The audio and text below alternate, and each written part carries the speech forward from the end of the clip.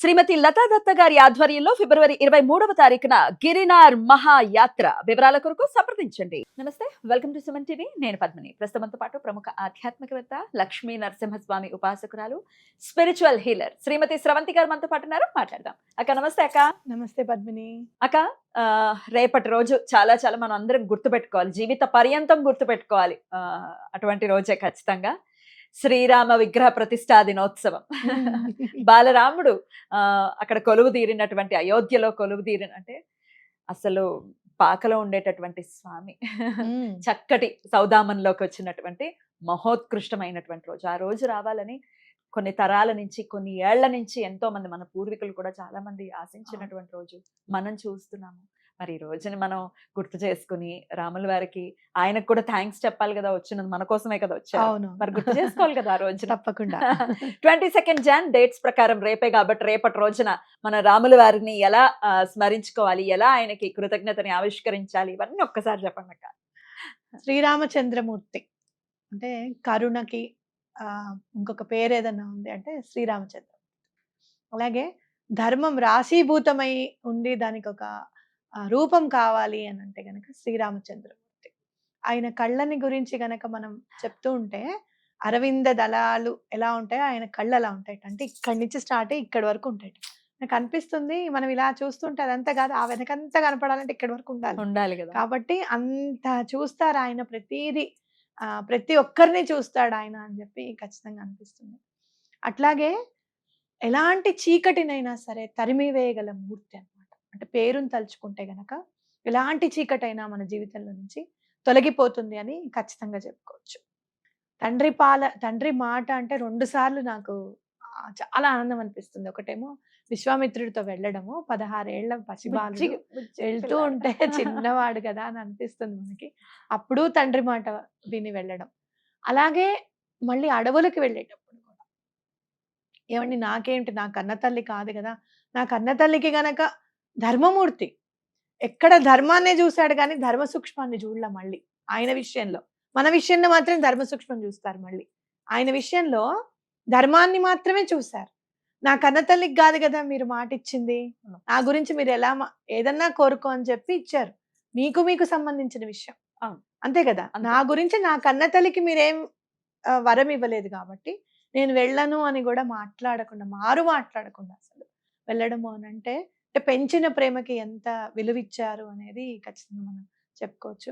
అట్లాగే స్నేహం, గుహుడు ఉంటాడు కదా, స్నేహానికి విలువ ఇవ్వాలి అని అంటే గనక అసలు స్నేహం, మన ఫ్రెండ్ ఎట్లా ఉండాలి అని అంటే గనక శ్రీరామచంద్రమూర్తి లాగా. మనం ఎన్ని ఈక్వేషన్స్ ఉంటాయి కదా, వాడికి ఇది ఉందా, వాడికి అది ఉందా, వాడు అక్కడ జాబ్, ఎన్ని ఈక్వేషన్స్ ఉంటాయి. మనం అడుగు ముందుకు వేసి ఒక స్నేహహస్తం అందించాము అని అంటే ఎప్పుడో అప్పుడు మోసపోవాల్సింది అనేది కూడా గుర్తుపెట్టుకుని చేయాల్సింది ఈ కలియుగంలో. కానీ గుహుడిని ఆయన ఫ్రెండ్ గా చూడడం ఏంటి. ఇంకొకటి, ఆయనకి గనక బంటుగా ఉంటే ఆ భక్తికి మెచ్చి దేవుణ్ణి చేసేస్తాడు ఆంజనేయ స్వామి. ఆంజనేయ స్వామిని నిజంగా చెప్పాలి అని అంటే ప్రతి చోట ఊరు వాడ కూడా ఆ గుడి నిర్మిస్తున్నారు, ఆంజనేయ స్వామి నిర్మించారు. ఆయన ఎక్కడుంటే అక్కడ శ్రీరామచంద్రమూర్తి ఉంటాడు, అంతే కదా. శ్రీరామచంద్రమూర్తి ఉంటే ఆయన ఉన్నట్టు, ఆయన ఉంటే వీళ్ళు ఉన్నట్టే కదా లెక్క. అంటే అంత ప్రాణానికి మించి ప్రేమిస్తాడు అని ఖచ్చితంగా చెప్పుకోవచ్చు. అందరూ ఒక మాట అంటారు, శ్రీరామచంద్రమూర్తిని ప్రేమిస్తే కష్టాలు వస్తాయి అని చెప్పి. లేకపోతే రావు. అది చాలా పొరపాటు. ఇందులో నేను చెప్పుకోవాల్సింది శ్రీరామచంద్రమూర్తిది బ్రాసుది తెచ్చుకోవాలి అని చెప్పి నేను అనుకోవడము. అప్పుడు నా దగ్గర అస్సలు 13,000 ఎంతో అనంటే, అమ్మ ఆగమ్మా అన్నారు ఈయన. లేదు రామచంద్రమూర్తి గురించి ఆలోచించడమా, ఆగడమా, ఇవన్నీ ఏం కాదు నేను తెచ్చేసుకుంటాను అంటే, బావగారి సంగతి తెలిసిందే కదా, నో వినకపోతే వెంటనే కామ్ అయిపోతారు, ఇంక మాట్లాడరు. అంటే సరేలేండి చూస్తానులేండి, డబ్బులు అరేంజ్ అవుతే తెచ్చుకుందాం సరేనా అన్నా. ఎప్పుడో నేను డిగ్రీలో ఉన్నప్పుడు ఎవరికో నేను 3,000 ఇచ్చానట. వాళ్ళు నాకు అప్పుడు ఫోన్ చేశారు, పద్మిని నీకు రిటర్న్ చేస్తున్నాను 3,000 రూపీస్, గూగుల్ పే నెంబర్ ఇవ్వు అని. నేను డిగ్రీ చదవడం అంటే ఆల్మోస్ట్ ఇప్పటికి ఒక 20 years బిఫోర్ అనుకో. నాకు ఆశ్చర్యం అనిపించింది, అప్పటికి 15 years అనుకో. ఆశ్చర్యం అనిపించింది, ఈయన కూడా తెచ్చేసుకుందాం రాముల వారిని. అంటే ధర్మము అనేది ఎంత మాట వింటుందో, మనం శ్రీరామచంద్రమూర్తిని తెచ్చుకుందామంటే అసలు ఆశ్చర్యం అనిపిస్తుంది నాకు ఒక్కొక్కసారి.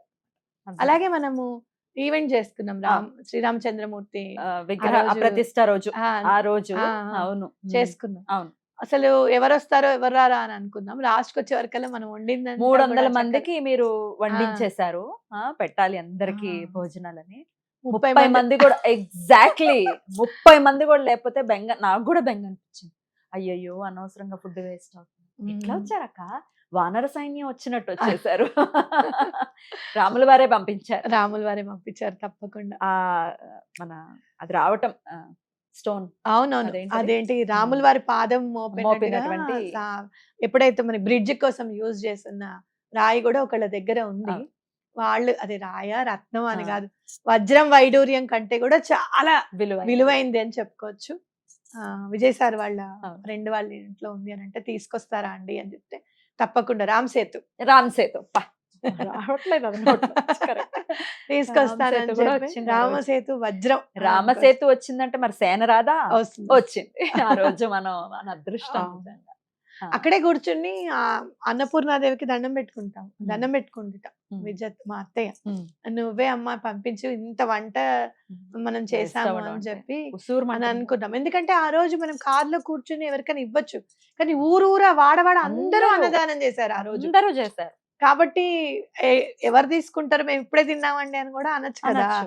ఆ ఉద్దేశంతో కానీ నిజంగా మళ్ళీ కంప్లీట్ అయిపోయేటప్పటికి ఒక్క గ్లాసు ఉండింది పులిహార. ఆ తర్వాత ఎవరు రాలే మళ్ళీ లేదని కూడా అనిపించదు ఈడ భగవంతుడు. అంటే రాముల వారిని పూజిస్తే ఆయన మోక్షం కోసం పూజించాలి అని అంటారు. మోక్షం ఎప్పుడు పద్మిని? మనకన్ని ఇహపర సుఖాలన్నీ అయిపోయిన తర్వాత ఇంకా నాకేం వద్దు, జీవితంలో అన్ని అనుభవించేశాను, అన్న అప్పుడే మోక్షం అని satisfaction. వస్తుంది కదా. ఉమ్. ఈయనను పూజిస్తే సాటిస్ఫాక్షన్ వస్తుందని చెప్పడం అదే బాబా ఉమ్. మోక్షకారకుడు. ఉంటుంది తృప్తి ఉంటుంది. జీవితంలో. ఎందుకంటే ఆ పరుపుల మీద ఎలా పడుకున్నాడో అలాగే అడవుల్లో అలానే పడుకున్నాడు ఆయన. ఆయన అక్కడ ఏం తింటే తృప్తి ఉందో ఇక్కడ కందమూలాలు అవి తిన్నా కూడా అంతే తృప్తి. ఎప్పుడు కూడా అవతల వాళ్ళని ఆనందపరచడంలోనే తృప్తి ఆయనకి. సరేలే అది జింక మాయా జింకేమో అన్న డౌట్ ఎక్స్ప్రెస్ చేసిన సీతాదేవి అమ్మవారి ఆనందం కోసం వెళ్ళారు, అవునా కదా. ఏది చూసినా కూడా అవతల వాళ్ళ గురించే.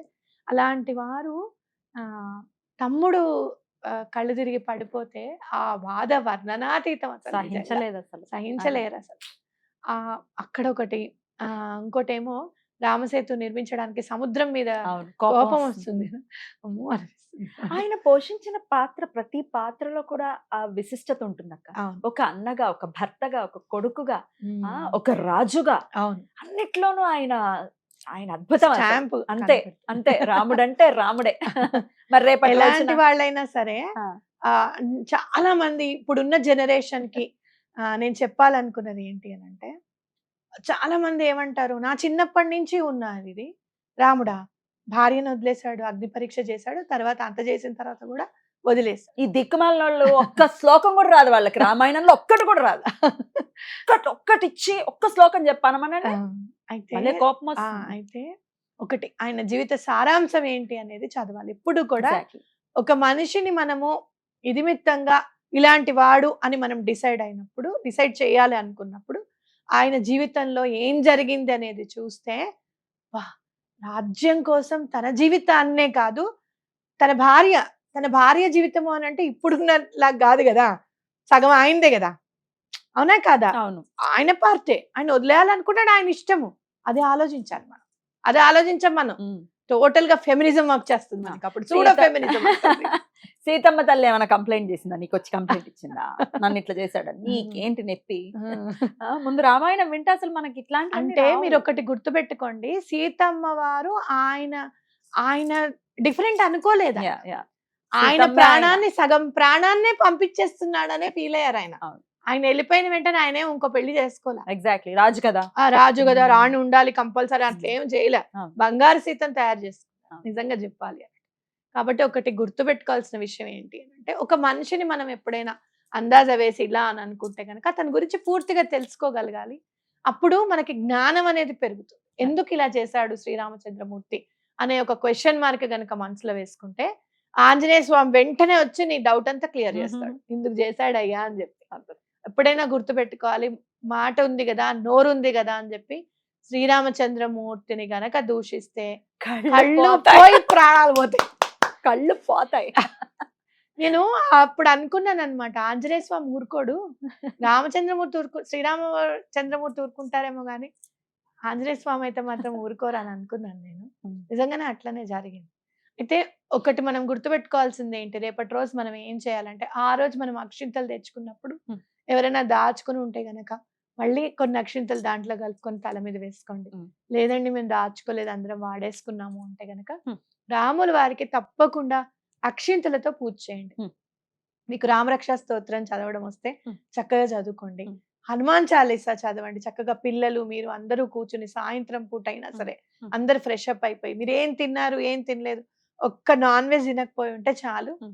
ఈవెన్ మనం ఎగ్స్ కూడా తినకూడదు ఒకవేళ పూజ చేసుకుంటే గనక, అందరికి తెలిసిన విషయమే. తిన్నా మామూలుగా వెజిటేరియన్ ఫుడ్ ఏమైనా తిన్నా కూడా సాయంత్రం చక్కగా కాళ్ళు చేతులు కడిగేసుకొని ఫ్రెష్ అప్ అయిపోయి స్నానాధికాలైనా కంప్లీట్ చేసుకొని కూర్చొని, రాముల వారికి గుడి కట్టగలంత శక్తి మనకి భారతదేశానికి వచ్చినందుకు మనం సంతోషించాలి. నిజంగా చెప్పాలి అని అంటే కనుక ఇలాంటి స్థితి వస్తుంది అని అంటే చాలా మంది అప్పుడు అంటే దూషించారు. ఏమని, మొత్తం అంతా కంప్లీట్ కాలేదు, కంప్లీట్ గా దానికి తీసుకురాకూడదు, ప్రతిష్ట ఎలా చేసేస్తారు? చేయకూడదు, అలా ఒప్పుకోవద్దు, ఆగమ శాస్త్రం ఒప్పుకోవద్దు అంటే ఏ ఆగమ శాస్త్రాన్ని పాటించి ఆయనని పాకలోకి పంపించారు? అప్పుడు రాని నియమాలు ఇప్పుడు ఎలా అంటే వచ్చాయి? మనం ఒకటి ఆలోచించాల్సింది ఏంటి అని అంటే, మనం పాకలో నుంచి స్వామిని నువ్వన్నట్టు సౌదామినిలోకి తీసుకొస్తున్నామంటే అదే మంచి తరుణం. ఇంకా అంతే. అయితే ఇప్పుడు భగవంతుడు ప్రత్యక్షమయ్యాడు అనుకో, అయ్యి ఆగనాయన ఆగమ శాస్త్ర ప్రకారం నువ్వు కుడికాలే పెట్టాలి అని నేను స్నానం చేయలేదు, నువ్వు నిన్ను నేను అని అనం చూడకూడదు కదా. అనం కదా. అందుకే అప్పుడు ఆగమ శాస్త్రం పాటించకుండా స్వామివారు నేను వచ్చేస్తున్నాను పదండి ఇదే మంచి టైం అని చెప్పి వచ్చేసారు అనేది మనం గుర్తుపెట్టుకోవాలి. శివాజ్ఞ లేనిదే చిన్న చీమైనా కుడుతుందా? అదే కదా, అది కూడా ఆలోచించాలి కదా. సరే అక్క, మేం గనక ఇప్పుడు అధికారంలోకి వస్తే మళ్ళీ గుడిని, ఆ మాట అనడం కూడా నాకు ఇష్టం లేదు, దాన్ని ఎంతో కొంత ఇబ్బంది పెడతాం గుడిని అనే మాటలు వింటూ ఉన్నాము. అది సాధ్యపడే అంశం. ఎవ్వరు అట్లా పొరపాటును కూడా జరగదు. ఆంజనేయ స్వామి అండ తప్పకుండా ఉంటుంది. మీరు జ్ఞానవ్యాపి గురించి కూడా చాలా మంది అదేంటి కోర్టులో కూడా చాలా కోతులు వచ్చి కూర్చున్న సందర్భం ఉంది. మనకి రాముల వారిది కూడా ఆయన వాదించిన ఆయన తర్వాత సైటేషన్ చదువుతున్నప్పుడు అంటే జడ్జిమెంట్ చదువుతున్నప్పుడు అప్పుడు కూడా కోతి వచ్చి వింది అని చెప్పి నేను వినడం జరిగింది. నాకైతే గట్టి నమ్మకం, ఆంజనేయ స్వామి దేహము, ఆయన శ్వాస వజ్రం కంటే ఎక్కువగా బుల్లెట్ ప్రూఫ్స్ అవన్నీ అంటారు చూసావా, అలాంటి ప్రూఫ్ తప్పకుండా ఆలయం చుట్టూరా ఆయన వేసి పెడతారు. తప్పకుండా ఎటువంటి పరిస్థితుల్లోనూ అలాంటిది ఖచ్చితంగా జరగదు. మీరు ఇన్స్టాలో చాలాసార్లు చూసుంటే గనక పాక ఉన్నప్పుడు కూడా ఒకళ్ళు బాంబు పెట్టడం జరిగింది. ఒక కోతి వచ్చి దాన్ని నిర్వీర్యం చేసింది. అది ఇన్స్టాలో ఉంది వీడియో, చూడొచ్చు. కాబట్టి ఆంజనేయ స్వామి అంత ఊరికనే ఏమి ఉండరు ఇంకా. మరి రామరక్ష మా మీద పరిపూర్ణంగా ఉండాలంటే రేపు ఏదైనా మంచి స్విచ్ వర్డ్ చెప్తారా చదువుకోవడానికి, రేపటి నుంచి మొదలు పెట్టడానికి చెప్తారు, రేపు చదువుకోవడానికి? మనోహరమైన రూపము రాముల వారిది. అలాగే రాముల వారిని గనక మనం పూజిస్తే గనక అలాంటి మనోహర రూపమే మనకి కూడా ఆపాదించబడుతుంది. అలా తయారైపోతాం ఆటోమేటిక్ గా. నాలో అయితే చాలా చేంజ్ వచ్చింది. ఎంతో మంది, మీకు ఓపెన్ గా చెప్తున్నాను, ఎంతో మంది ఇలా జరుగుతుందండి, అలా జరుగుతుందండి, నీకు తెలుసు కదా ఇట్లాంటి క్రైసిస్ లో ఈ 6 months నుంచి అయితే మాత్రం విపరీతమైన అంటే బాధ పడిన రోజే కానీ పడని రోజు అయితే మాత్రం లేదనే చెప్పాలి. అంత దాంట్లో కూడా ఒక రే ఆఫ్ హోప్, లేదు నేను చేయగలుగుతాను, ఆంజనేయ స్వామి ఉన్నాడుగా, ఆయన చూసుకుంటాడు, శ్రీరామచంద్రమూర్తి ఊరికే వదిలేస్తాడు, వదలడు అలా అనే ధైర్యం తప్పకుండా ఉందన్నమాట. కాబట్టి తప్పకుండా మీరు ఏం చేస్తారంటే రామరక్ష స్తోత్రం అయితే చదువుకోండి. అలా కాదండి మాకు చదవడం రాదు, వినే టైం కూడా లేదు అంటే మార్నింగ్ నుంచి మీరు ఏం చేస్తారంటే చెప్పులు వేసుకోకుండా ఈ స్విచ్ వర్డ్ చదవాలి. రామం మనోహరం, మనోహరం రామం. దీనిలో ఎంత అర్థమైందంటే రాముల వారు మనోహరంగా ఉంటారు. ఆ మనోహరంలో ఎవరు ఉంటారు? మళ్ళీ రాముడే ఉంటారు, అంటే ఆంజనేయ స్వామి. మీరు ఆంజనేయ స్వామి సహస్రనామాలు చదివితే కనుక రామాయ నమః, సీతాయ నమః అన్ని వచ్చేస్తాయి. ఇదేమిటని అనుకుంటే ఆయనను పూజిస్తే మనమే అలా అయిపోతాం అనమాట. ఓహో ఇదా ఉమ్. అని అనిపిస్తుంది. మీకు అందరికి ఒకటి చెప్పనా, ఆంజనేయ స్వామి అండ ఉండాలి, ఎందుకంటే భవిష్యత్తు బ్రహ్మ ఆయన. అవును, భవిష్యత్ బ్రహ్మ. మన మనం తలరాతలు ఎప్పుడైతే రాసేది ఆయనే. అదే మనం ఎప్పుడైతే ఉమ్. ఆ అదేంటి ఆయన అండ ఉంటే గనక నెక్స్ట్ జన్మలో అయితే తప్పకుండా రాముల వారిని పూజించిన Exactly. వాళ్ళందరూ ఒక రేంజ్ లో ఉంటారని మాత్రం గుర్తుపెట్టుకోవాలి. ఆయన దాంట్లోకి వెళ్ళిపోదాం, ఆయన ఉమ్. సైడ్కి వెళ్ళిపోదాం. అంతే. వెళ్ళిపోవాలంటే పూజించు. అంతే.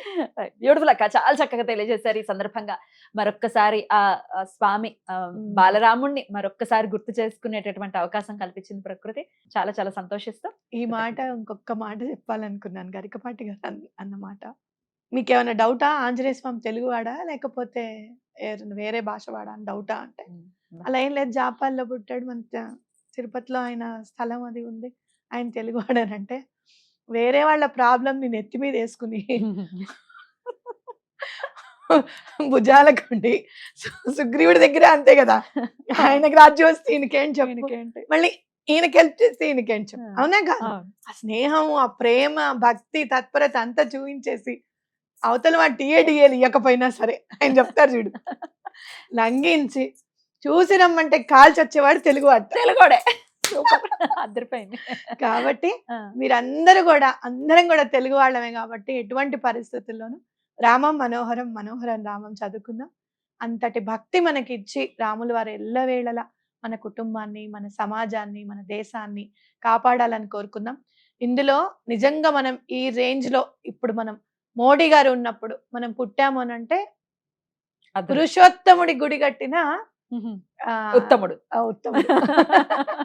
అలాగే మోడీ హైతో ముమ్కిన్ హై అన్నట్టు నిజంగానే అంటే ఈ టైంలో వీళ్ళు పుడతారు, ఈ పని అవుతుంది అని చెప్తారు చూసావా, అలాంటిదే మోడీ అని ఖచ్చితంగా చెప్పుకోవచ్చు. ఆయన మంచి అద్భుతమైనటువంటి పరిపాలకులు అనటంలో ఎటువంటి సందేహం లేదు. అద్భుతం అక్క, చాలా చాలా బ్యూటిఫుల్ గా చెప్పారు. ఆంజనేయుడు గురించి కూడా మర్చిపోయారా, ధనస్సు గురించి. ధనస్సు వస్తోంది అక్క. 286 కేజీల బంగారపు ధనస్సు రాముల వారి దగ్గరికి, బాలరాముడి దగ్గరికి వచ్చేస్తోంది ఈ నెలలో. 286 అంటే 10 + 16 17 7 అంటే మళ్ళీ మోక్షానికి కారకుడు. అలానే అద్భుతం, అది కూడా వచ్చేస్తుంది ఈ నెలలో వస్తుందని అంటున్నారు. మరి రేపటికి వస్తుందో ఎప్పటికి వస్తుందో తెలియదు. ఎనీవేస్, చాలా చాలా అద్భుతంగా మాకు తెలియజేశారక్క. Thank you so very much. Ramalakshmana Janaki జై బోలో హనుమాన్ కి జై. జై.